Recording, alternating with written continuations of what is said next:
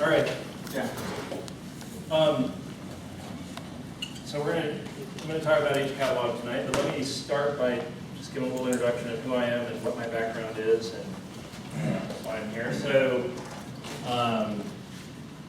I am one of the co-founders of Hortonworks. I've been working on things related to Hadoop for 5+ years now. Actually, I worked for Yahoo for about 8 years. And the first 4 or so of that were on an in-house database project, and then I moved over and started working on Pig right when it came out of Yahoo Research, and I turned into an open source project and a more production level project, so I've been on that since summer of 2007. The last couple of years I've also been working on HCatalog. I was one of the people that helped get it started inside Yahoo. And then last summer, we split out and started Hortonworks. I've also written a book on Pig, which you guys may have seen, called Programming Pig from O'Reilly. It's one of those funny things about working in the Hadoop world. I dreamed all my life of writing a book. Even as a little kid, I wanted to write a book. I never envisioned that Programming Pig would be the title of it. I have to say. And before you ask, I didn't pick the name Pig for the project. In fact, I didn't pick any of these names. I've been frustrated in my attempt to name my various Apache projects. But I can tell you later sometime if you're interested on how that name came about. I'm also part of the Apache Software Foundation. I'm a member, so Apache is the software foundation that all these open source projects are a part of. Being a member means that I help, I am a voting member of this foundation. I help vote on what thing, who runs the foundation and all that kind of stuff. There are hundreds of members inside Apache. And then I'm also a member of the incubator Apache, which is a group that brings in new projects and mentors them and teaches them the Apache way. So that's a little bit about me. Now, I want to find out a little bit about you, because it always helps me to kind of guide my talk if I know a little bit of who I'm talking to. So let me just, we'll start out at specifically what I'm talking about tonight. How many people here have used HCatalog? Okay, not surprising. How many people at least have heard of it and kind of think they know what it is? Okay, so tell me a little bit about how you're using, if you're using, well, okay, let me say that. How many people here today are actually using Hadoop on at least a somewhat regular basis? Okay, a little over half. Of those, tell me a little bit about the tools you're using. You're using Hive? Yeah. Pig? Some Pig? Other, well, HBase. I should ask who's using HBase here. A fair amount of HBase users. Okay, what other things on Hadoop are you using that I'm not covering here? Streaming. Streaming, okay, Hadoop streaming. Scoop, get the data in and out. Chuckwa? Oh, interesting. Okay, for what are you using Chuckwa for? Collecting, okay, log collection, all right. Okay, Uzi, makes sense. RMR. What? RMR. RMR. Yeah, the R MapReduce. Oh, okay. Ports out R code into MapReduce. Right, right. Any Mahout users? Yep. Okay, so we've got a good smattering of everything. Okay, cool. So my purpose in this talk is really to introduce you to HCatalog and plus talk a little bit about what's there right now, what it does now, and give you a flavor of where we want it to go and what our vision of it will look like, or our vision for what it will look like in a year. But I also want this to be interactive. I don't just want to kind of come download a bunch of stuff and then go away. So, please ask questions. Feel free to poke harder on parts that interest you more, and we can spend more time on that and on all that. So, ask your questions as they come along. All right. So let me start by setting the stage for why we think HCatalog is important. And there's several reasons it's important, but I want to talk about kind of the initial motivating use case, and then I'll talk later about some of the other things that are important about it. So working in the Hadoop community, one of the things we noticed is there are a lot of different tools that people use to access their data. Right, we saw that just here when I asked you, how are you getting at your data? And we got lots of different responses of tools you're using. So you've got some people writing actual MapReduce code. Often these are the early adopters. They started on Hadoop back before there were any other realistic options. Or they're doing things that you just really can't do in a relational model, so something like Pig or Hive is a good choice. People using Pig for doing ETL, which is an acronym for extract, transform, load. It means it's pulling the data out of whatever other systems it's in, sticking it in Hadoop, and then cleaning it, munging it into the form you want to load it into your database, all that kind of stuff. And then you have a lot of people using Hive for doing traditional analysis, connecting to BI tools, all that kind of stuff, right? So you see these different ecosystems in Hadoop. And this is actually one of the huge strengths of Hadoop, right? One of the weaknesses of, in my opinion, of traditional database systems is there's one door, SQL. And you best like that door, right? That is the way you get at data. And don't get me wrong, I think SQL is a great thing for a certain set of problems, right? If you want to form a query against a table or set of tables and understand something, SQL is a great solution. But there's a whole set of other problems in which SQL is not such a great solution, right? If you're trying to do graph analysis, if you're trying to do session analysis, a lot of those kind of things, SQL is not such a great solution. So I think this plethora of tools is actually a significant bonus for Hadoop, right? But that leads to a problem. Whoops, this is the weakness is it makes it hard to share your data, right? You get these silos of data. You get people who don't know how to share their data together. And I put together a little kind of, I don't know, you can call it comic or illustration of this or whatever, but this is seriously, I mean, there's a little bit of humor in here, but this is seriously what I see happening in the Hadoop world. So on your left here, we have Bob, the programmer who uses Pig to crunch all his data, right? And apparently Bob is trying out for the next Matrix movie or something, because he's got monitors all over the place there that he uses. But, this is your kind of back-end data factory kind of guy, sits there and crunches all the data sets together.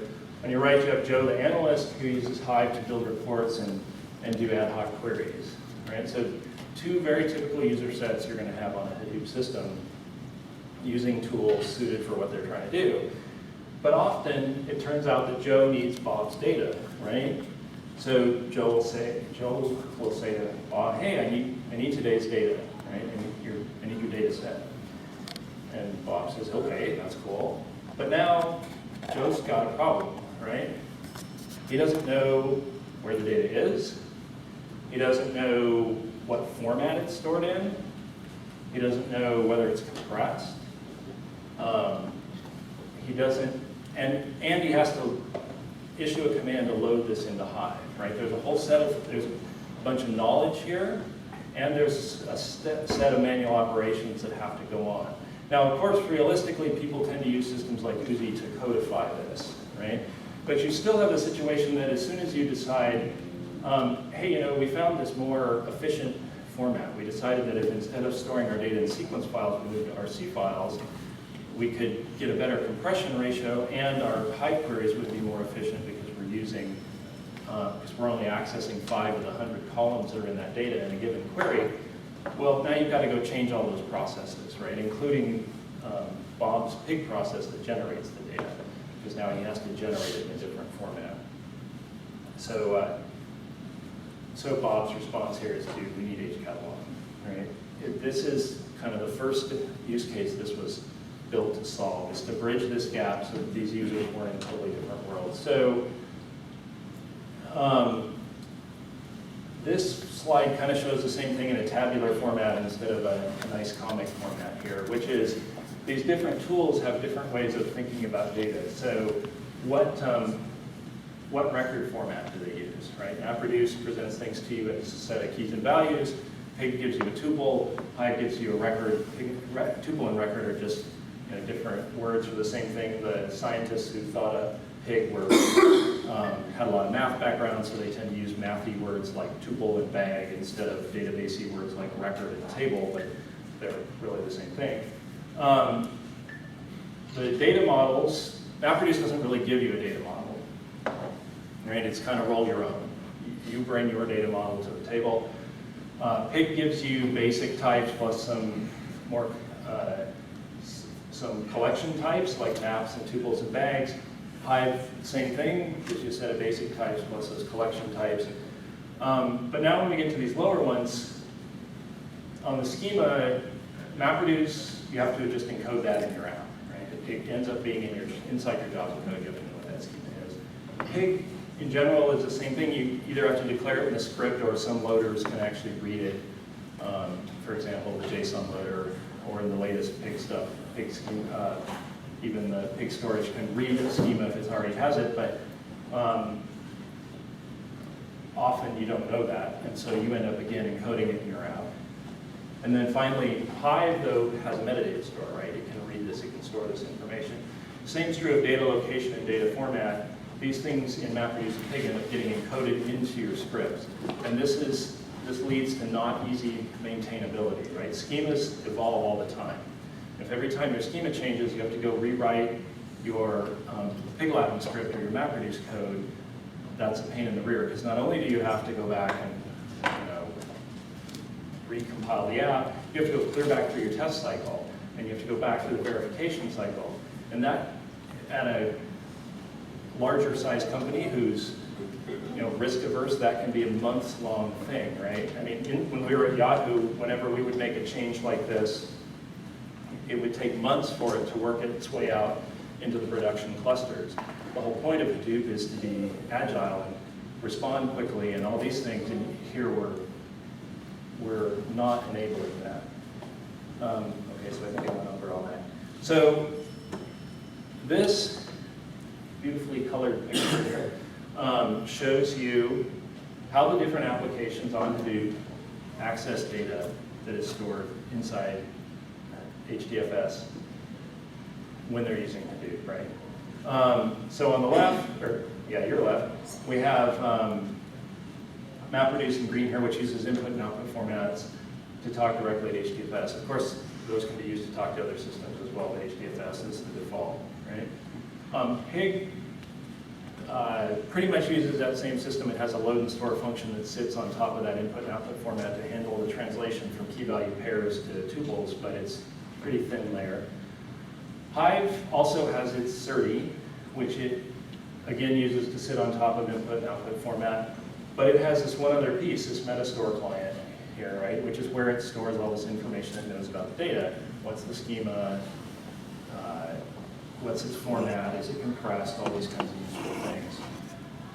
So, to some basic level, one of the first things that HCatalog does is it redraws that picture to look like this. So it provides an input and output format here for MapReduce, and it provides a load and store function for Pig, so that all three of these tools can now access data from the same, from this metastore and from HDFS, right? So this has several effects. First one is it changes this table quite a bit, right? So now you see the Pig and MapReduce, their columns look a lot more like Hives. They can now read their schema from this metadata store. They now are abstracted away from what is the, where's the data stored, what's the data format. So Pig and MapReduce can now think, basically what it means is they can now think in terms of tables instead of in terms of files, right? So instead of needing to think in terms of, my data is in /data/ me/today, I can just think, hey, my data is in this table that I own, right? This is one of the first big things that HCAT does. So I want to walk through a couple quick examples of how this changes pig and MapReduce so you get a feel for what this actually means when you're writing your code. So if you're not a experienced pig user, don't worry, I don't think this pig Latin's too hard to follow, and then there'll be a MapReduce example too if you're more comfortable in the MapReduce world. But basically this is a pig Latin script that loads a file called data raw events 2012-05-30. So assumably this is some stream of data called raw events. It's probably the data you're bringing in raw from whatever your system is. And it's one way to guess it's the data from May 30th of this year. Notice right after that load statement, you end up needing to declare the schema. There's two fields in this data, one called URL and one called user. Then you're going to filter this through this user-defined function here that's called not a bot, which assumably is something that detects robotic users inside your data. In the web world, a bot is something like Google's crawlers or some of those things that crawl around the web and access lots and lots of pages, but you don't really usually want to count those, right? Those aren't interesting because they're not really users, and you can't go charge Google for letting its spiders crawl across your pages. In fact, you want them to crawl across your pages because you want them to index them. Then you're going to group this resulting data set by both user and URL, and you're going to count how many, you're going to count the resulting number of records per user URL combination, and then you're going to store this into a table called counted, again, with today's date to mark it off from other days, right? So that's what this pig Latin script does. So let's take a look at how each catalog modifies that. So this is what the script would look like if you wrote with each catalog. As I pointed out before, now we're just loading it from a table called raw events, right? You don't need to know that file name anymore. And you don't need to declare the schema. So HCat loader can communicate the schema to pig directly from the metastore. There's no need for you to say, oh, this is what the schema is. And you can still do the partition pruning here inside this filter. You can still put in there, I only want the data for May 30th of this year, and pig is smart enough to split that filter out of that line and push it up into the loader and make sure you only read the part of the table you need, right? So you're not doing the full table scan here. You're reading exactly the same amount of data you would read in the previous example. So let's look at the same thing inside MapReduce. So this is, if you're using HCAT input format, you declare that as your input format. You're going to do all the normal things you do in your MapReduce code when you're setting up. And you're going to declare what your input format is. And then you're going to make one call here on HCAT input format. It's called setInput. And you're going to tell it what database to read from. So Hive and HCatalog declare, have just a two-level scheme. Many of you, if you're used to Oracle, may be used to the three-level schema catalog table scheme. In Hive and HCatalog, schema and catalog mean the same thing. In fact, schema and database, not schema and catalog. Schema and database mean the same thing. They're kind of merged into the same concept. So I tend to call that a database. Hive actually lets you call it a schema as well, but whatever. At this level, you declare that. If you leave that null, you'll get the default database, which is what almost everybody who uses it does. You're going to declare what table you want to read from. And then if you don't want to read the whole table, you're going to declare a filter that defines your partition. So this filter must be on a partitioning column, right? You can't just say, oh, and I want the user column to not be null. It doesn't, we don't yet push down generic predicates. We only push down filtering predicates. In a similar way, if you want to store to HCatalog in MapReduce, you're going to do a set output. A lot of this looks the same. The one difference here is if you're going to write a particular partition, you need to specify the partition columns for that partition, right? So if your table is partitioned by date, as in the pig example, and you're only going to store a partition for one day, you can declare it right here. Now, if you want to store more than one partition at a time in either pig or MapReduce, you can leave this value null, and then as long as that the partitioning columns are present in your data, hcatalog will handle appropriately spraying it out across multiple partitions and commit them all at once, or not, as depending on how the job goes. From inside your MapReduce program, you can get the schema. Oddly enough, we call it the function getOutput schema, which means the output from hcatalog, not the output from your program. That's probably not one of our better function naming exercises on display right there. But this will give you the schema of the data you are reading from hcatalog.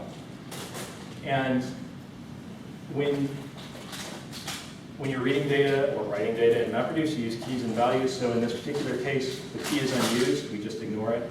The value is a class called hcatRecord that we have added for this purpose. It gives you, hcatalog record is an ordered list with getters and setters, very similar to Hive's record or pig's tuple, right? And it allows you to access fields either by position or by name. Accessing by name is particularly useful because if somebody decides to reorder your records for whatever reason, right, you're insulated from that. You're just saying, I want the URL, I don't really care where it is. Now you'll notice you have to pass the schema along to the name because for efficiency reasons, we don't store the schema with every record, right? That would cost us an extra pointer in Java, which is another 4 bytes. And we want to jam as much in memory as we can, so we don't do that. Okay, so a fair question now is, how does this relate to Hive? Right? I kind of made some allusions to the fact that it's related to Hive, and Hive already has a meta store, so what's the relationship here? And I'll talk about the architecture a little more in a minute, but the key thing here is this is just Hive's metastore with adapters and pieces around it to make it work with other tools. Right? So Pig and MapReduce are some of those. Later in the talk, I'll show you some more adapters that we have to make it work with systems on the outside. But the key thing here is Hive doesn't perceive hcatalog as a foreign thing. You don't, if you're already a Hive user, you don't have to connect it to hcatalog if you want to use Hive and Pig or Hive and MapReduce or whatever for this. Hive will just perceive all this as part of itself, right? It is just Hive's metastore. As shown in the previous pictures, we use Hive SerDes to do the data translation. So that also makes it integrate very nicely. And the data definition language, which is the way you create tables, alter tables, all that kind of stuff, is just Hive's DDL.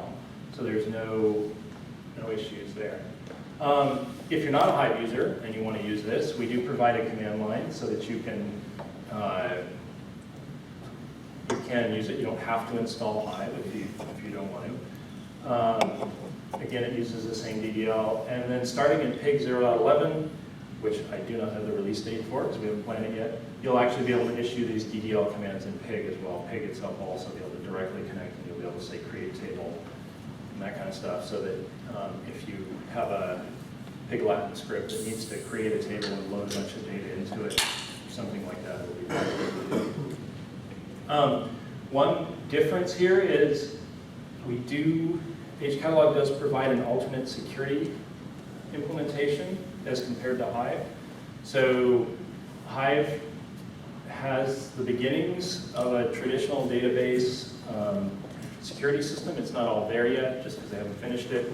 But there's also some challenges to implementing a traditional database security system on top of Hive, just because of the fact that Hive is not totally in control of the Hadoop world, right? I can go to Hive and I can say revoke access to my table, revoke your access to my table, so you can't go read my data. But since it's just ultimately an HDFS file, you can go underneath Hive and go read that HDFS file, right?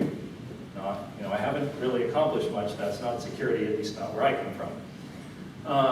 Now, you can fix that by saying, well, Hive will own all the data. And there'll be some user Hive, and we'll make that user own all the data. And then when I revoke your access in Hive, it'll truly be revoked. But that brings up another problem, which is with hcatalog here, if you can use Pig and MapReduce, by definition, I'm now injecting code into the system, right? My user-defined functions in Pig, my MapReduce code, any user-defined functions you have in Hive will now have access to that data as a super user.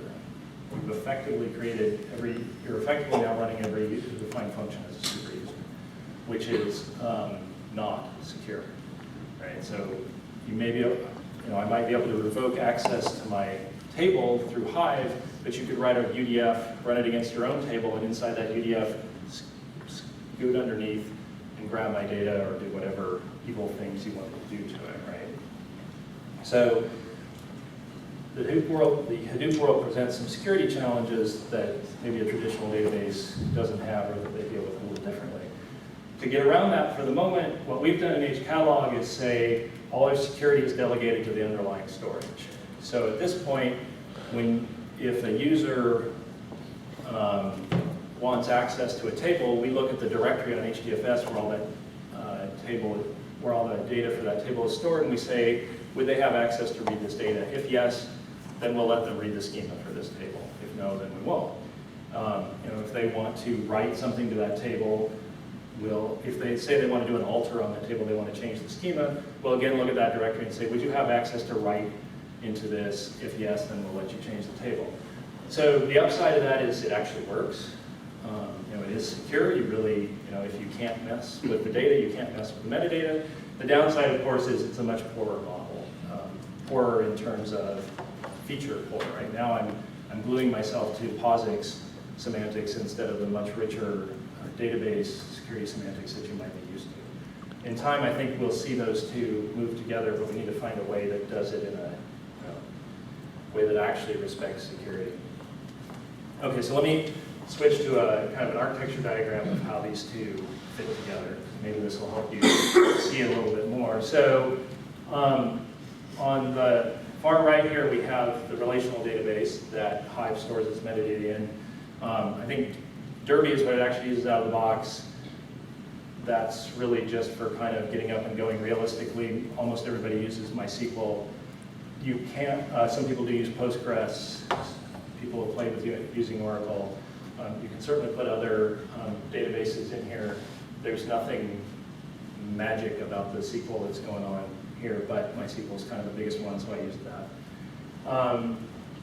And then in the middle, we have the Hive Metastore server. This is a thrift server that takes calls from Hive clients, and now with HCatalog, can also take calls from Pig and MapReduce and do those metadata operations, right? So those of you who are familiar with Hive will recognize that you don't have to run Hive in this model. It is possible to eliminate that box in the middle and connect your Hive client directly to MySQL. As far as I know, HCatalog probably works if you do that, because the connectors that are inside the HCat loader and store and the input and output formats would connect to MySQL. It's the same. We don't recommend that model though, because in order to do that, you have to send the password to MySQL to every client, and it has to be in plain text in their config file. So we don't actually recommend that model. We don't see that as secure.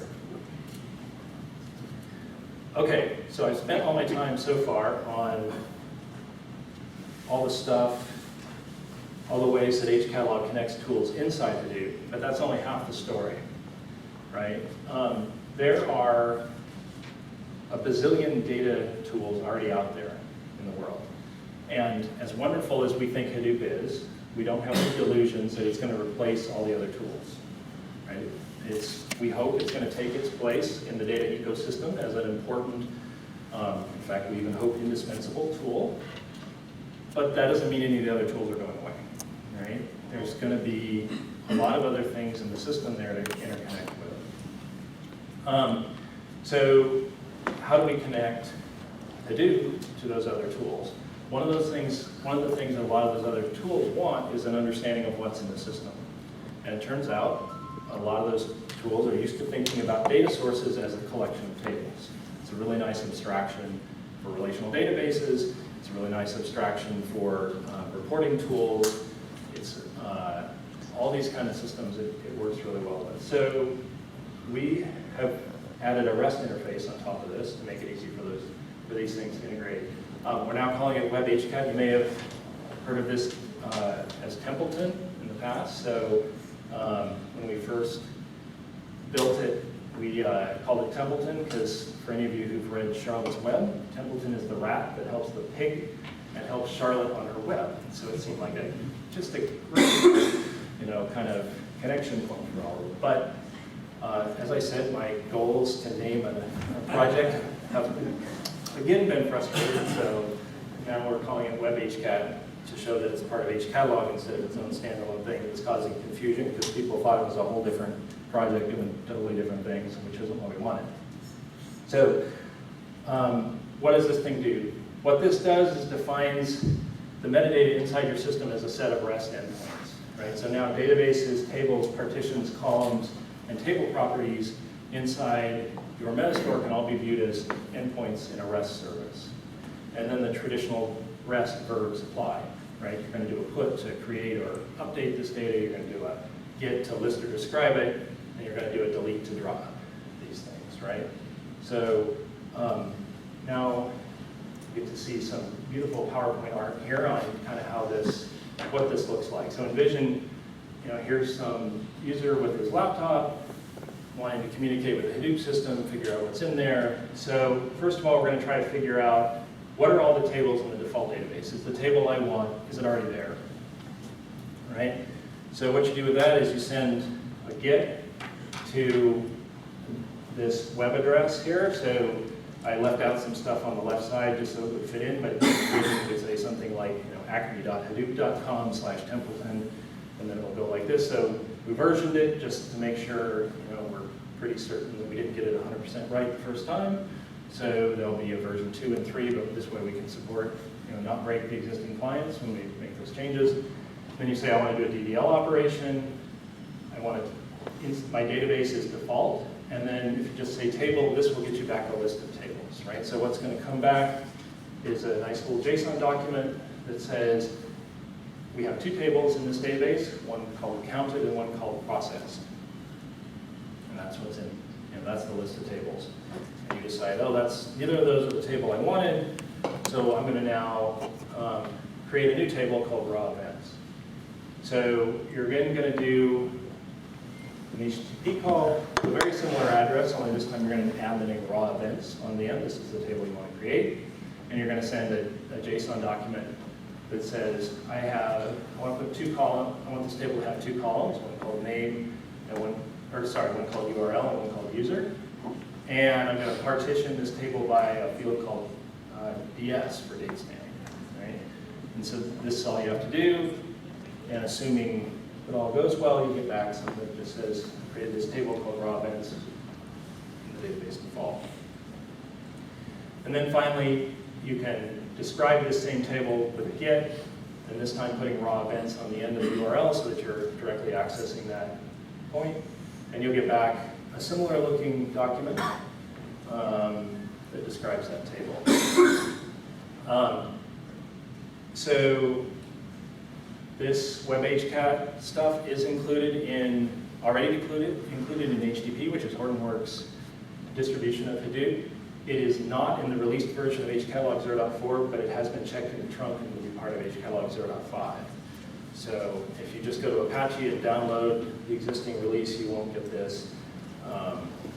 You could download it from the trunk and integrate it with the existing 0.4. You can download it from us and get it all put in there already.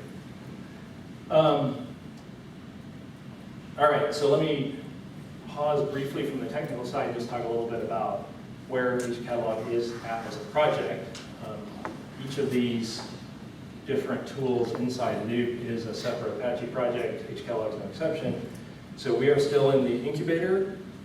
Excuse me, often people are confused by this and they think that means the code's really immature or it's kind of not ready for real time or something. That isn't what incubator means. Incubator actually has nothing to do with code quality or technical project status at Apache. Incubator just means it's a newer community and the people who are in that community are still being mentored in the Apache way to make sure that when they graduate they're able to, that they have a healthy, successful project.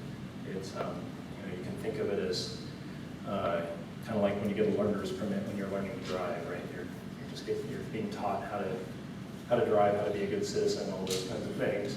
That's the same thing this is. So I think actually HCatalog, I suspect, will graduate very soon. In our last review, the powers that be in the incubator said they thought we were about ready to graduate, so we probably will. We released version 0.4 of HCatalog last May, and this has the Hive Pig map reduce integration I already showed you, so that's actually already out there and running. It supports any data format where there's already a SERDI. So if you're using Hive already, you have SERDIs for your data format, that will just work.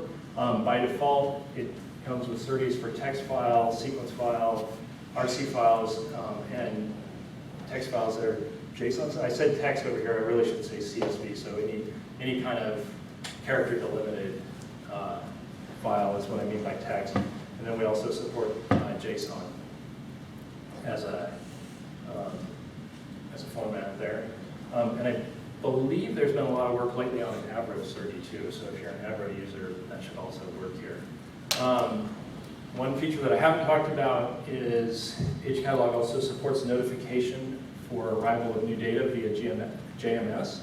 So if you have a workflow system that you want to connect to this, and you, rather than sitting there and polling and trying to find out is my data there, which really isn't very good for anybody, you can subscribe to a topic on JMS and it will just tell you, hey, a new partition has arrived, and you can go start your data.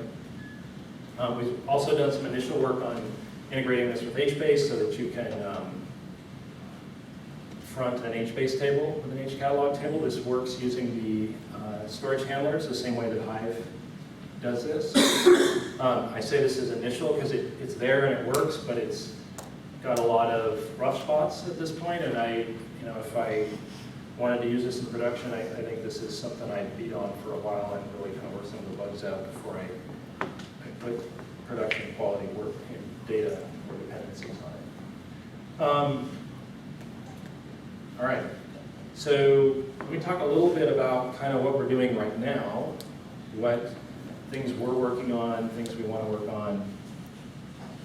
So, and when I say we here, this is we in a couple of dimensions, right? So there's what we at Hortonworks are working on, and that's actually what I'll show you some slides on. There are other people in the the HCatalog community. There's Yahoo and Twitter are both contributing to it. I'll mention some of the work they're doing as well, but the stuff I'm going to show you on these slides is more what Hortonworks is working on right at the moment. So one of the first things here is improving the security. I talked about, there's still some rough spots in the security model. For starters, Hive check security on a number of operations. So it actually turns out in Hive that while you may be able to revoke my ability to access your table, I can grant it back to myself with no way to prevent that. So there's no grant controls. I can grant myself anything. And I say that tongue-in-cheek, but I'm not really picking on Hive. It's a work in progress and it's not done yet. So we'd like to work with Hive to solve some of those, because as long as those security concerns exist in Hive, they'll exist for us in HCatalog as well.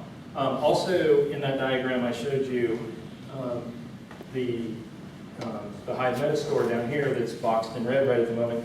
Actually, all the security in Hive right now is checks are all done on the client side. So it would actually be feasible for me to write a malicious client that would circumvent all the security and go to that server. The server would not really complain about it.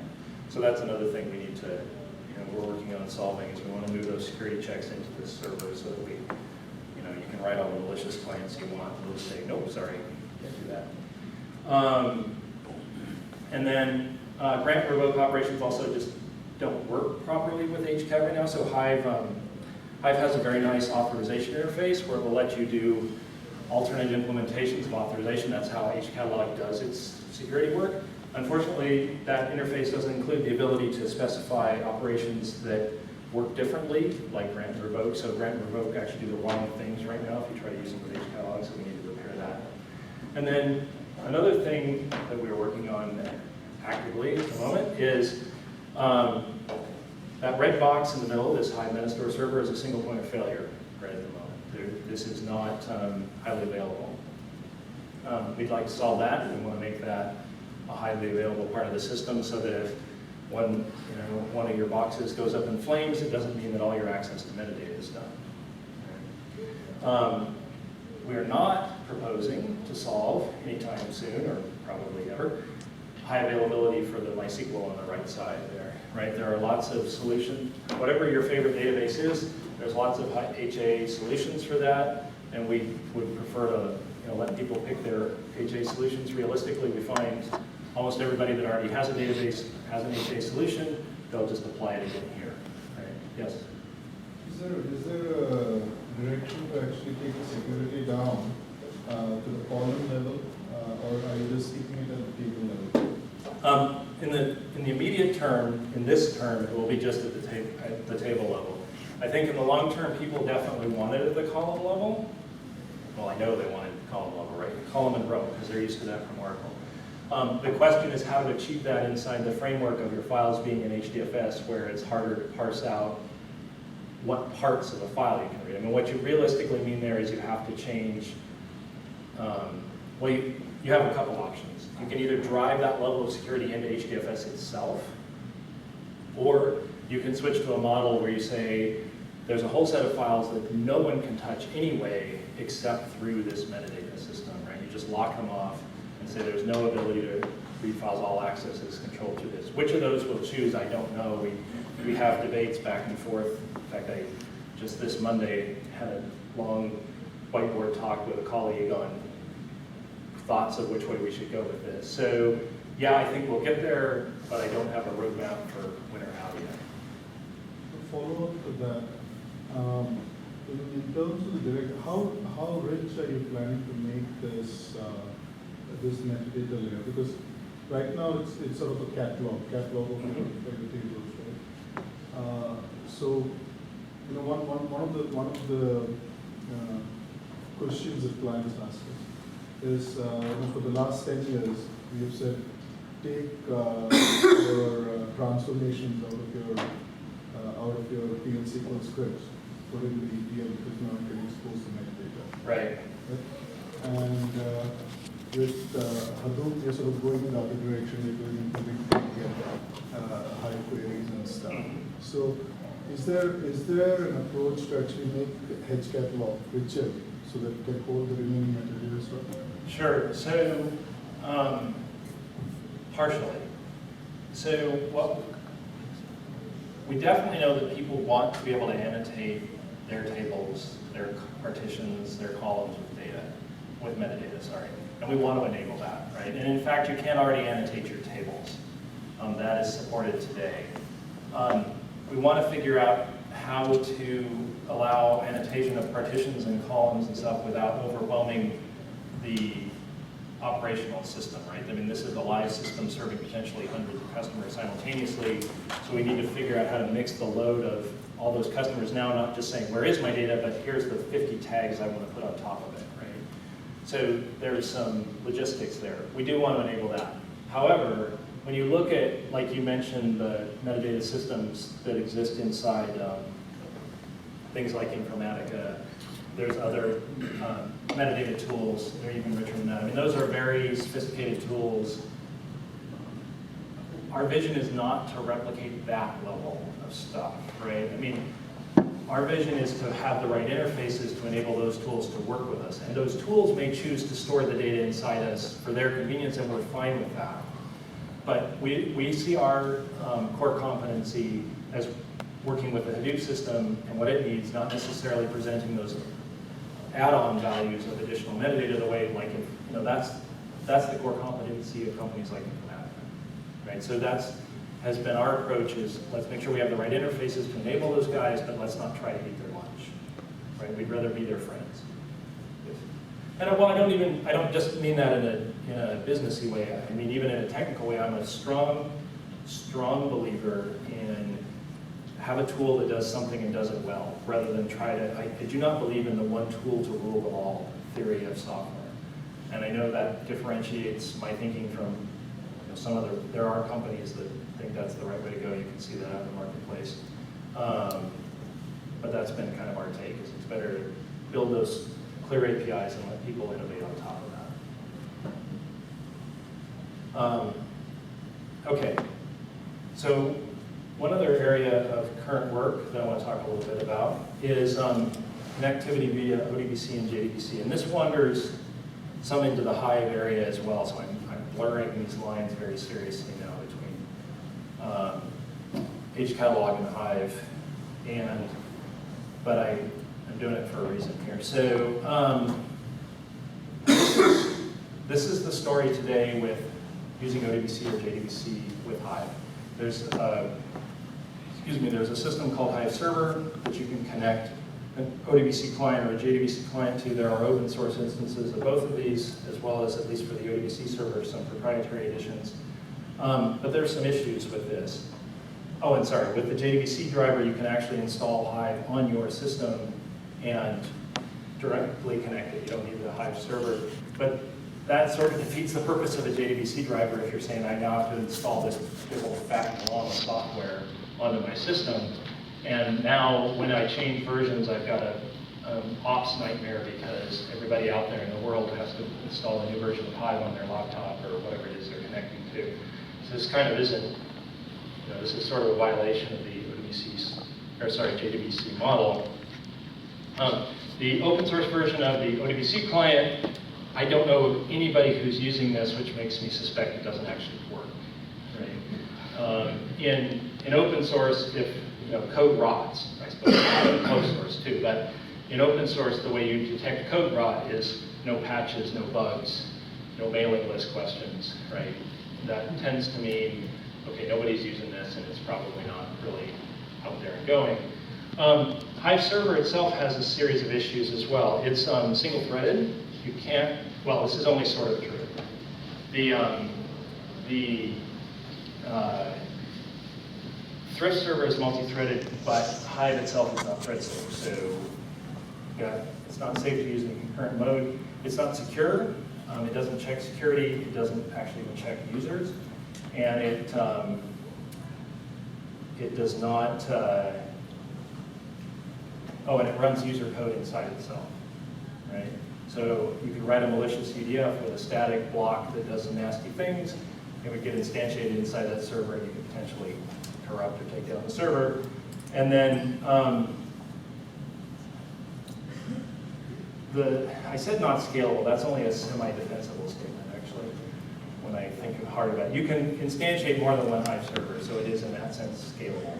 It is not easy to scale. It doesn't dynamically just install more of itself. You would have to manually go out and say, oh, I need another Hive server, I need another Hive server. So you could end up in a situation where you have lots and lots of these things running to meet your, however many ODBC or JDBC connections you think you might have. So we propose to change this picture as follows. The Templeton/Web HCAT stuff that I showed you, beyond having connections or the ability to do DDL, it actually also does, you can do job submission and management through it. So it has interfaces where you can submit pig, Hive, or MapReduce jobs. You can monitor those jobs, kill them, give the results, all that kind of stuff. That's already there inside the interface. So we propose to rework our, not rework, but really write new instances of the JDBC and ODBC client that will work over that, and it will be robust and open source, right? So this is one of those areas where we feel like it's important that these connectors be out in the open, they not be proprietary, or that kind of stuff, so we want to rework these and get them out there in the open. This REST server that's there already exists, already spawns jobs inside the cluster. This deals with a lot of scalability concerns and concurrency, deals with security because Hadoop already supports security. Hadoop already handles the fact that you've got user code running inside a task and how to manage that. When it runs a job, it submits it as the user running it, not as itself, unlike the Hive server. And at the end of the day, this is a web server, and if you need to scale it, that's a pretty well understood problem, right? That's 10-year-old technology or whatever now, 15, 20-year-old technology. We've been scaling web servers for a long, long time. We know how to do that. Okay. Other future work. So that, I didn't put a slide in here, but that's the break between things we're actively truly working on right at the moment and things that we'd want to be doing in the near future. So another area that we want to be working on in the near future is reading and writing data in parallel. So one thing that we find a lot of users want to do is they have other multiprocessor data systems. Pick your favorite MPP database. They want to sit next to Hadoop, and they want to be able to exchange data back and forth between these things, right? It's a very reasonable thing they want to be able to do. You can't really plug two massively parallel systems together through an ODBC pipe. You know, that's like you've got, you know, two. It's as if you want to drain Lake Michigan into Lake Superior with a straw or something, right? It's just not the right approach to take. If you're going to do that, you need lots and lots of pipes. So now there are already some tools to do this, and which are good for the use cases that they're there for. So what is there today? WebHDFS exists, which is a REST interface to connect to HDFS and move data in and out. You can do it in parallel because the WebHDFS calls are actually redirected to the data nodes that actually have the data. So there isn't any single point there. So if your system can handle 100 simultaneous pipes and you have 100 nodes in your Hadoop cluster, no problem. Right? You can line those up, you can move data. The downside of that is you're just moving bytes, right? So if we imagine you have your favorite MPP data store and it wants to just suck bytes out of Hadoop, now it has to understand our formats, right? If you're just storing data in JSON or CSV or something like that, that's probably fine. If you're using sequence file or RC file or protocol buffers or whatever, you know, binary packed decimal, whatever your favorite thing is, that's probably not a great thing, right? Because now you're ending up writing new code to translate that. Another tool that works in this space is Scoop. Scoop's a fine tool for what it does, which is it's really focused on let's find a bunch of data in a system external to Hadoop, suck it into Hadoop, process it, and then you may use it again to push data out. So Scoop works fine for that kind of case. The case that we want to address is really the inverse of that. So in the Scoop case, Hadoop is driving the parallelism and Hadoop is driving the job because you're pulling data into and out of Hadoop. What we want to help address is the inverse, where it's the external system that's driving that, right? So envision that you're some MPP data store, and what you do is you store all of the current month's data in your tables, right? But your users occasionally, only very occasionally, want to access the last 12 months worth of data.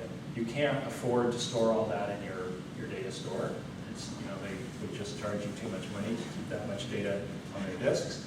So what you do is you put 1 month in them, you put the other 11 months in Hadoop, but we want to make it so that when a user comes to that and says, show me all 12 months data, they don't have to know to go around to Hadoop, right? They can still ask your data store, it can come to Hadoop and pull that data in parallel, right? So that's how the inverse. So here, it's kind of an idea what that looks like. So on the right in green, we have Hadoop with HDFS and HCatalog. On the left, we have whatever your favorite MPP system is, which we're going to assume has some kind of master-slave setup.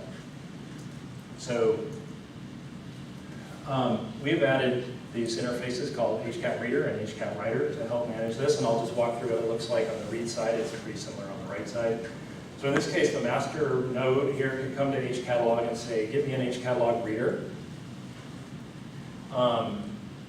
And inside this, they would specify, here's the table I want to read, here's the partitions of that table, very similar to what you would do in a MapReduce job, right? You're going to tell it what you want to read in what parts.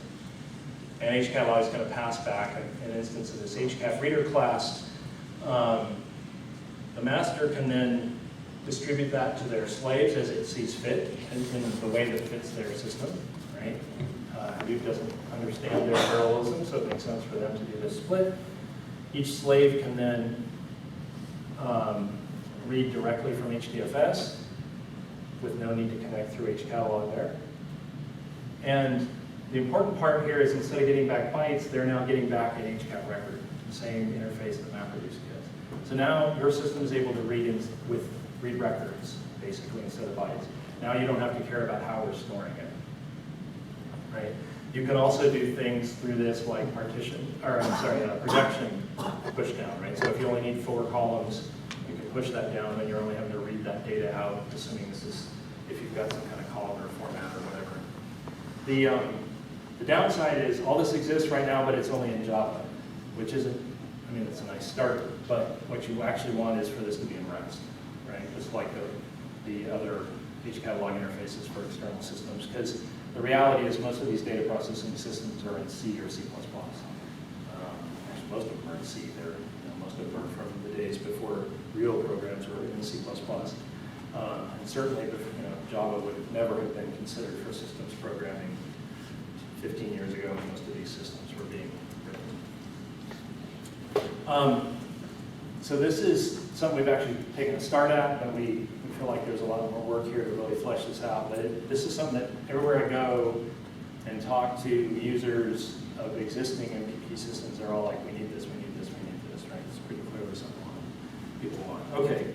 Can I ask a question? Sure, Sure. Serialize between class and slave. You have to serialize a stateful object HCAT. Regular. What's the, even in Java, what's the API support? It supports internal and some URL representation of this? So at the moment, what it just serializes the class, and then when the slave does that read, it passes that back, and that's interpreted. Or well, sorry, it doesn't pass it back. The slave is connecting to some library here that interprets that class and translates that into a set of what files to read, right? So what inside that HCAT reader is an array of what we call splits inside the hadoop. So maybe you get back 100 splits. It's then up to that master, they can say give 33 to 2 and 34 to 1, for example. And then that's what they would send to the slaves, and then they would read that. Does that make sense? Okay. Okay, another area that we feel like we need to do some work. So one of Hadoop's great strengths is that it works with unstructured or semi-structured data. I don't actually like those terms because most data has some kind of structure, but it's the terms people are using, so I'll just complain about it but keep using them. But basically the idea is this: when they say structured data, what they tend to mean is relational data, right? It's well organized in tables. Semi-structured, in my experience, tends to mean data with structure that is non-relational. It has lists or collections or arrays or hash maps or something like that embedded in it, right? That tends to get called semi-structured. It strikes me as weird because it's definitely structured. It's just not a structure a relational system knows what to do with in a nice way. Newer relational systems can deal with it, but it's not a traditional relational structure. It's not something that meets the traditional normal forms. Another way that data can be semi-structured, or sometimes this is unstructured, I guess, is certain fields may or may not be there, right? That's very common. If you think of, you go do a web crawl, right? You're going to crawl a bunch of pages on the web. They'll probably, well, all of them by definition will have a URL. We got there somehow. 99% of them are going to have some kind of content on that page, right? Some of them will have links, some won't. Some of them will have titles, some won't. Some will have author tags or whatever, some won't, right? So you're going to have, your records are going to be different from field to field. Now, of course, you can just fill in nulls for all those. That's the traditional relational way to do things. Often if you look at log files or whatever coming out of Apache or things coming out of web crawls, they don't do that. They just omit the fields that aren't there. We'd like our systems to be able to handle all those cases, right? We don't want to say, well, we only work on relational data. A lot of the promise of Hadoop is the fact that we can get all this less structured data or differently structured data. So without HCatalog, the picture kind of looks like this. On the left, left here we have tables, which you can read with SQL queries, aka Hive. On the right, we have some semi-structured data, which traditionally Pig's done just fine with, right? One of Pig's mantras is that pigs eat anything. It's just fine with, if the data is missing. That really is part of, when we started the Pig project, we sat down and wrote the philosophical tenets of Pig. Pigs eat anything is one of our tenets. So when starting an open source project, it's actually really good to have a guiding philosophy. So that is part of ours. Okay, so what have we done with HCatalog? With HCatalog, we've changed it to the picture to look like this. So now the systems on the right, like Pig and MapReduce, that can manage unstructured data, we've also made it very nice for them to manage structured data as well. This is a good thing. A lot of data is structured. A lot of people take in unstructured data and munge it until they get it to some structured format, right? So we've opened up some things here. But this is not the full promise of where we want to end up. We want arrows going everywhere. We want users of Hive and users of Pig who still want to think in tables to also be able to manage the fact that this data may or may not be there. Now, you can do this today with Hive and HCatalog if you know the right tricks to play with it, but we want to put in the right interfaces to make this nice to do, right? Envision if, say you had a collection of JSON documents that represented some data crawl you'd done, and you needed to, you wanted to go over that data using Hive, and you didn't know whether every document in there had a tag called author or not. Some do, some don't, right? You would like to be able to say things like, I assert for the purposes of this query that it does have an author field, and if it doesn't, maybe fill in a null there, or if it doesn't, maybe just discard this record. Maybe I'm not interested in anything that doesn't have an author field. You can certainly, you can write a SQL query that does all those things, but we want to basically work with the interfaces in such well enough that this all happens very naturally and easily, so that you might do something like create a temporary view that asserts how you want to see this this data, and then run the query, and HCatalog just manages the fact where the records that don't quite match, it either massages them to the point that they do match, or throws them out, whatever you specify. This is another area that we feel is very important. Finally, for new features, one thing that there is not any standard tool set yet for in Hadoop is what is often called data lifecycle management or information lifecycle management. Right? Right now, in all honesty, a lot of people's Hadoop clusters look like my garage. They just grow more and more crud. Right? You just keep jamming stuff in there, and somehow cleaning day never quite arrives until it's coming out the doors, and there's like this, oh my gosh, I've got to do something now, but I don't even know what to throw away. Right? I go in there and I look, and there's this box after box, and it's like, what's in this box? Can I throw this away, or is this something I actually care about? There aren't a standard set of tools to solve this problem for Hadoop, right? But yet you want to be able to do these kinds of things. You want to be able to clean out the data, right? Data lives for some certain period of time, and then pretty soon it's time to get rid of it. And what that time is depends on legal things, depends on company practices, depends on all kinds of things. You need to be able to define that in your system and have it control when the data goes away. You may want to archive your data. Now, honestly, I put a tape machine there. I'm trying to archive a Hadoop cluster to a tape machine. Probably kind of nuts, but works for the picture. But somehow, for legal requirements or whatever, you may want to stick this in some kind of cold storage for 10 years, because the government may be telling you, you have to keep your original data sets for up to 10 years so that we can audit it if we need to. Most people find that they want more than one Hadoop cluster for their system. If nothing else, you want to put one in 2 geographically distributed locations, right? Because one of these days, the San Andreas fault relay is going to go off, and those data centers in California are going to be offline for a while. And that means you want to have a data center on the East Coast somewhere, or central US somewhere, or somewhere not on the San Andreas fault. There's a great place in central Illinois where 2 different power grids meet, and everybody builds their data centers there. So then with either power grid goes out, they die? Just inverse fault tolerance? They're plugged into both. Oh, they plug into both, okay. So if one goes down, the other one's still on. And I think Okay. one is nuclear, the other one is fossil. Okay. On the West Coast, a lot of people actually are putting their data centers now in Eastern Washington and Eastern Oregon, because there's two things up there. There's Hanford, which is the big nuclear plant, and there's Hydro. the big dams. And so they can put them next to those huge dams on the Columbia River. The other advantage, it's about 10 degrees outside most of the time in the winter there, so you can just throw the doors open and forget about the air conditioning. And they really do. They build, well, I've heard they're actually building some of those in Michigan, I think, too, where they do, I think it was Google was building some of those where they do adaptive, like the air conditioner system figures out when it's cold enough outside that it can turn itself off and just open That the would work in doors and Illinois shut. as well. Yeah, I think it would probably work in most of the north central US, right? I think it gets cold enough.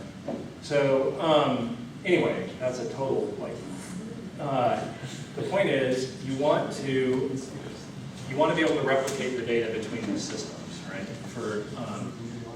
This may be for disaster recovery, like I was talking about, BCP, business continuity planning, or it may just be because you have different people working on different systems, but they have some shared data sets. Right?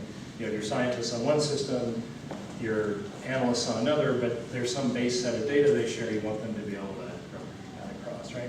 And finally, you want to be able to do compaction. Hadoop has some technologies like HAR, which stands for Hadoop Archive, which lets you take a bunch of files and jam them into one file. There's about a 10 or 20% access speed cost, but you end up compacting the size and number of the equivalent of inodes. Hadoop doesn't have inodes, but it's the same idea. That they take up on your system. You can, this is a great thing to do for colder data. I mean, if you think about if you're bringing in data every hour, the first day you probably are doing a lot of queries over that. By day 5 or something, probably all those queries are going after the full day's set anyway. So the value of keeping it by hours is starting to drop, right? In that case, you might not even use HAR. You might even just restate the data into a daily feed, right? You might just take all 24 of those hours and reprocess them into a single day.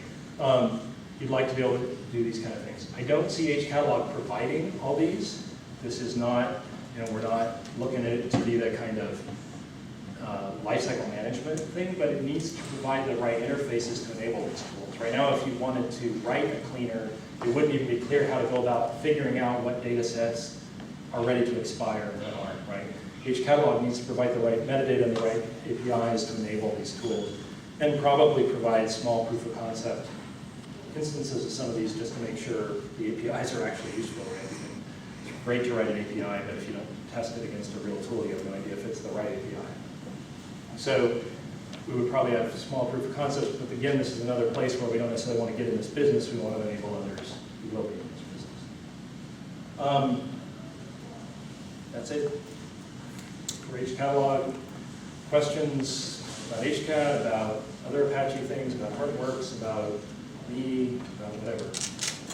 How soon could you have that data lifecycle ready for? How soon can we have the data lifecycle? Well, so in all honesty, that's not something we're working on right now, just because it's not the thing that people are screaming for the most. If somebody wanted to come and work on it, we'd be very happy to help them. Guide it if if you want to pay somebody else to work on it, we'd be happy to work with them on it too. Right? So it's certainly something we're open to, but I can't say it's like scheduled for this week. But the thing about open source is I don't schedule it anyway, right? I lead one team at Hortonworks and I schedule what they work on, but that doesn't mean there aren't tons of other people. I mean, like Yahoo's doing all kinds of work right now to make Hadoop, HCatalog work with Hadoop 2.0. So there's other people out there doing other things that I can't. So I don't know. I guess that's a big way of saying I have no idea. But take my vote for. Okay, yeah, it's good feedback. One of the things that I love about these talks is a chance to hear what's important to people, right? Because most of the people I talk to say, that's a great idea, but what I really want is this. So it's good to hear someone who says, that's a great idea and I want it now. Yes? For the current work, what's your tentative timeline? For the current work we're doing now, so I am hoping to release at least first passes of all that stuff by the end of the year. So the security work, the HA stuff, and the some progress in the JVC, ODBC I'm hoping to have out by the end of the year. So again, it's open source and I don't control all the schedules, but that's my current hoping. Which of the distributions have HTTP?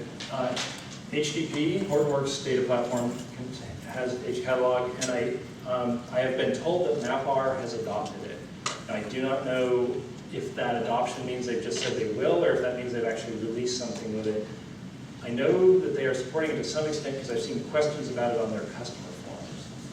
So, though strangely enough, MapR doesn't see fit to share their roadmap with me very often, so I don't actually know when they're going to get to it. I know that Cloudera at this point does not support HCatalog. I do not know if they plan on, again, they don't share their roadmap with me very often either. I don't know if they're planning on adding that sometime in the future or not. Sometimes I think customers see more roadmaps from everybody else than the actual vendors. Well, and of course, I'm sure those all work their way, back, but you never know, it's hard to tell what's where with some of those, right? So I think you were still asking. Question. Yeah. On the catalog between the database and the setup, so HCatalog is there just provide the schema. Well, it does more than the schema. It provides a record interface instead of a byte interface, right? Because all those things I showed you, you can do today with with a combination of HCatalog to find. So there's several things, right? You have to, given a table, you have to figure out what files are in that table to break the table abstraction to get down to the files, and then you can use WebHDFS to pull the files across. But we, for example, we have a high, we can find that data smooth. We can do the pull as well, right? A push as well, right? So I'm just trying to understand when MPP is trying to pull this, they definitely need to have a schema, right? Understand what's the data you're gonna do. Yes. On the other hand, my main question is how they ensure the scalability to pull the data. Well, That's number one. Number two, when you're talking about user front end, right? They want to issue a query or something to the MPP server, and transparently they go to the Hadoop to grab some data. In that sense, how these two work together? Do they share the same schema, or is there time? Is the performance, the query performance return will hit? Okay, so I'll start answering, and then I think I'm going to have to ask for clarification because I'm not sure I quite get the last part of the question. But so there's more than just knowing the schema involved, right? There's knowing how to translate the record format that's there into something that system can read. And you're right that Hive can do that, but Hive gives you a single thread output, right? Now, you can work around it today by issuing a Hive query, setting its parallelism to the way you want, writing the results to an HDFS file in a format that your system can read, and then read that in parallel with WebHDFS. That all works today. But now you're buffering your reads and writes, you're spooling them through HDFS, which is not going to give you a ton of performance, right? So that's the piece we're trying to remove, right? We're trying to make it so that you can in parallel connect, but over socket type of connections instead of spooled through HDFS, right? Does that, so? That's it for the first question. Okay, but now I think you're going to have to re-ask me the second question because I'm not sure I followed. Yeah. So the purpose of this MPP and Hadoop is to try to have the Hadoop to host the historical data, large volume. That's one use Right? case. That's the one use case, and then MPP can have less storage side of it, right? But in some cases, majority case, people can access the MPP, get the information they want, but in some cases, maybe MPP does not store the data that you store. In that case, how they can parallel pull the data from both MPP and Hadoop? No, see, that's not- Same data sets. Right, and that's not what I was proposing as a solution. What I'm instead proposing is that the user doesn't even realize the data is not in the MPP system. They issue a query against that MPP system, which is in reality fronting tables that are actually back in, or portions of tables that are actually back in Hadoop, right? So I as a user only need to issue one query. Otherwise, it gets very hard on your users because they have to constantly know what's where, which is not what you want, right? So what you do is you you make the MCP system act as if all the data is in it, when in reality, it's pulling parts of the answers to that query from Hadoop.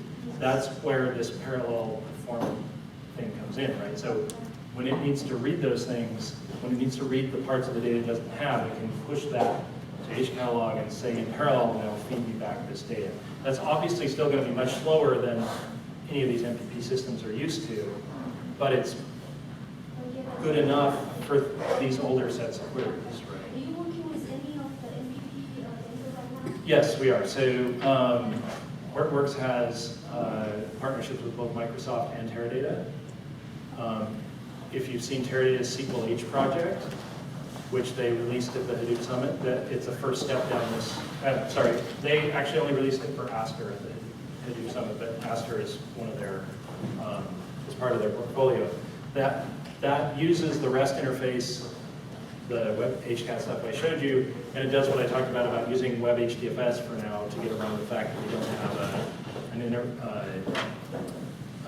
REST interface for the rest of this, but they're one of the driving users for this case, right? Thank you. So, rule of thumb we should keep in mind high dependency on one version of high. Okay, so yeah, that's a great question, Hive dependency. So officially HCatalog 0.4 depends on Hive 0.9. I'm sorry, could you repeat the question? Yeah, sorry, sure. So the question was, how does this relate to Hive and their dependencies, right? What version of, since it uses Hive so heavily, what version of Hive do you have to have? HCatalog 0.4 officially depends on Hive 0.9. I happen to know it works with Hive 0.8, and I know that because for the first week of testing it, I didn't realize I had Hive 8 installed instead of Hive 9. And I ran through all the tests, and 95% of them worked, so there was like one or two things, minor things that didn't work. And then I was trying to figure out why those things didn't work, and I realized I had the wrong version of Hive installed. So it works with either, pretty much works with either 8 or 9. Yes? Talk about querying the data using your API. I mean, you showed some trivial examples of selecting a day's worth of data. You know, can you do even more advanced stuff like joins and filtering and stuff? Sure. So all that's done in whatever your query language. So the question is, can you do more? My examples were trivial in order to fit on the slides. The question is, can you do more real things like joins and all that jazz? So that we leave to the query languages, right? That's up to Pig. Pig today supports join, Hive supports join, whatever. All HCatalog does is enable a storage layer for these guys. So whether you're doing joins or splits or unions or whatever have you in those languages, that's all in that language and not in HCatalog. HCatalog just enables being able to read those records. But it doesn't put limitations on any of those languages. So anything you can do today in MapReduce or Pig or Hive, you can do with or without HCatalog. It doesn't limit you to a subset of functionality. Is there, so like in Hive, it enforces the schema on read? Mm-hmm. Is it the same, are we in the same boat then? Or does it enforce it on the right as well? No, so it does the same thing in terms of handling, if, for example, so one thing I didn't talk about is it does handle schema migration. So if today your data has 3 columns and tomorrow you add a 4th column, you don't have to go back and restate your data. It will handle the fact that, as you read across the data sets, it'll add that 4th column with a null for the old ones. It can even handle if you change the format. You switch from sequence file to RC file, you don't have to go restate the old.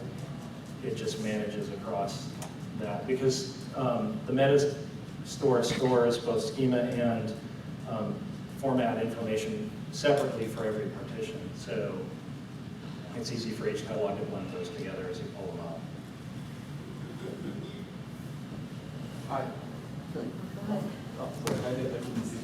So my question is, I came to the speaking not quite understanding what HCatalog is, and I had a very specific use case in mind, and maybe you can tell me. And I feel that probably this technology is not a good fit for our use case. So we have a large number of different kinds of MapReduce jobs, and we need to inject configuration values, several hundred of key value pairs that would be available to each MapReduce job. And I thought that it's a nice school or structured data, but it seems that since the data comes from HDFS itself, in this case, it will be, and there is additional layer of managing the schema itself, it will not be actually the most performant solution for injecting configuration parameters. So in our case, configuration needs to be injected. It's a Uzi startup, let's say. Yeah, that's not really a use case we had in mind in designing it. And I don't know off the top of my head how you would tackle that. I mean, that does almost, that's more process metadata, right? And at least today, the page catalog is focused on data metadata. So, yeah, I don't know where I look forward to inventing the next great project that solves that problem. There's something called cache, shared cache. Okay. And then it's broken. But we have custom solution.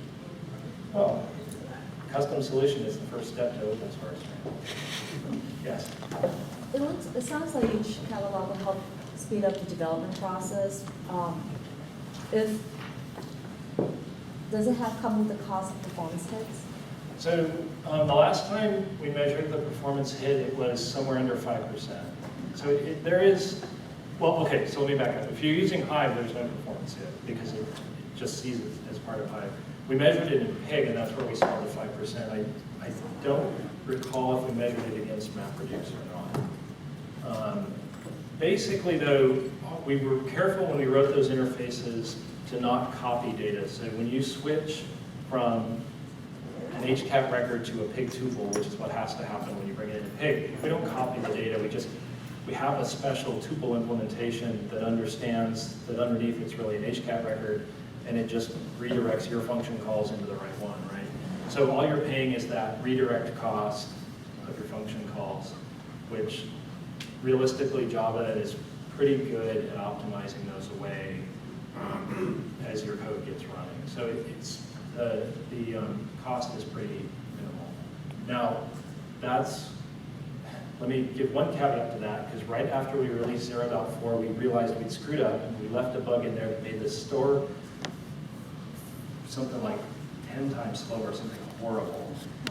And we missed it. And we added it, it's one of those last minute fixes that turned out to be a really bad thing, right? And so there is a patch out there that fixes that. If you go to, like, for example, if you get page catalog from HTTP, you'll already get the fix. If you download it from Apache, you should find the JIRA that has that and apply it and rebuild, because then your store functions won't take all day. That was one of those embarrassing oopses. Thank you. Mm-hmm. Other questions? Just, Sure. Since HCatalog does work in conjunction with all these technologies that are rapidly changing all the time, how does your company keep up with technologies, considering that it's very dependent upon each other? So version management is an issue, right? I mean, you've got to pick a version of Hadoop, Hive, and HCAT to all work together. Realistically, this is the problem that the distributions solve, right? There are open source distributions like BigTalk that solve it by picking some version and putting each of these in. There's Hortonworks Data Platform does this, Cloudera does it, but not with HCAT yet. But HCAT feels it a little more acutely, but all the projects feel it because we're all working together, right? So basically the solution that I think people have kind of come down to for this is distributions, which realistically in the open source world is what you see, right? You don't go download some version of the Linux kernel and then go try to find some version of awk that works with that Linux kernel, right? You go to Red Hat or Ubuntu or SLES or whatever your favorite distribution is, and you download it, and you get some package and it works all the time. So. I guess the only reasons why I ask is that in the past, some of my clients, for example, go down a certain version and they've coded against it, and all of a sudden this change, and it's such a major change today, Yes. there's a lot of effort to change it, and That's certainly true in any software, right? Right. You get I'm just established on curious. some version, it has bugs, but the enemies you know are better than the enemies you don't, right. and so you just stick with it. And I mean, I don't know what the answer is there other than at some point you have to bite that bullet and upgrade, and then you can start to benefit from these things, right? I guess what I'm looking for is just a company who's aware of it and work on it versus someday that company, because they're not working Okay, on it. so I've tried all through my talk to be very vendor neutral. I'm going to throw that switch right now. It's not. Looks like we're running out of time. I'm not going to attack anybody else. All I'm going to note is Hortonworks is very aware of that, right? We are doing a release every quarter. That's our goal. We do not have any delusion that people will pick up every one of those releases, right? We totally know that people will start up some release and it'll be 1 to 2 years before they move again, because that's the way companies are, for a very good set of reasons. I mean, you know, my Mac still doesn't have Lion on it because it works, and I'm not going to touch it until some driver somewhere doesn't work, you know, because I don't have Lion or I can't load some app I want. It's going to keep running Snow Leopard or whatever, I can't remember, whatever cap is on there. I totally get that, right? And so yeah, I guess we understand. That's what I'm trying to say. Other questions? All right, well, thank you very much for having me out here.